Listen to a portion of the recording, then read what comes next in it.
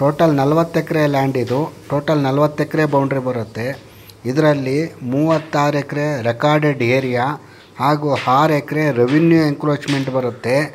Revenue ಎಂಕ್ರೋಚ್ಮೆಂಟಿಗೆ ಏನು amount ಇಲ್ಲ, ಬರೀ ರೆಕಾರ್ಡ್ ಏನಿದೆ 36 ಎಕರೆಗೆ ಅದಕ್ಕೆ ಮಾತ್ರ ಈ ತೋಟ ಜಾಗದ ಸೆಲ್ಲರು ಅಮೌಂಟ್ ತೊಗೊಳ್ತಾರೆ. ಇದರಲ್ಲಿ 8 ಬೋರ್ವೆಲ್ ಇದೆ, ನೀರಿಗೇನು ಪ್ರಾಬ್ಲಮ್ಸ್ ಇಲ್ಲ.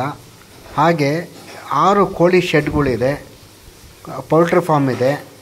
ಹಾಗೆ ನಿಮಗೆ 1000 ತೆಂಗಿನ ಮರಗಳಿದೆ, 1500 ಸಿಲ್ವರ್ ಮರಗಳಿದೆ, 2500 ತೇಗ ಮರಗಳಿದೆ, 750 ಹೆಬ್ಬೇವು ಮರ ಇದೆ.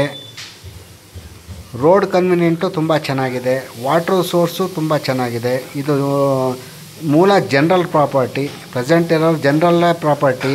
ಡಾಕ್ಯುಮೆಂಟ್ಸ್ ಎಲ್ಲ ಕ್ಲಿಯರ್ ಆಗಿದೆ, ರೆಡಿ ಟು ರಿಜಿಸ್ಟ್ರೇಷನ್ನು.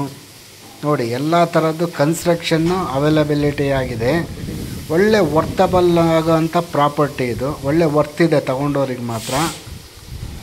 ಎಲ್ಲದಕ್ಕೂ ಒಳ್ಳೆ ಸೂಟಬಲ್ ಆಗಿರುವಂಥ ಜಾಗನೂ ಲೆವೆಲ್ ಆಗಿದೆ. ಕನ್ಸ್ಟ್ರಕ್ಷನ್ನು ಏನೇ ಮಾಡಬೇಕಾದ್ರೂ ನಿಮಗೆ ಒಳ್ಳೆ ಸೂಟಬಲ್ ಆಗಿರುವಂಥ ಜಾಗ.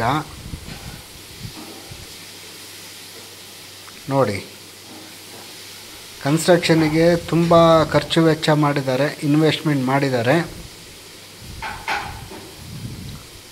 ಎಲ್ಲ ವರ್ತಬಲ್ ಪ್ರಾಪರ್ಟಿನೇ.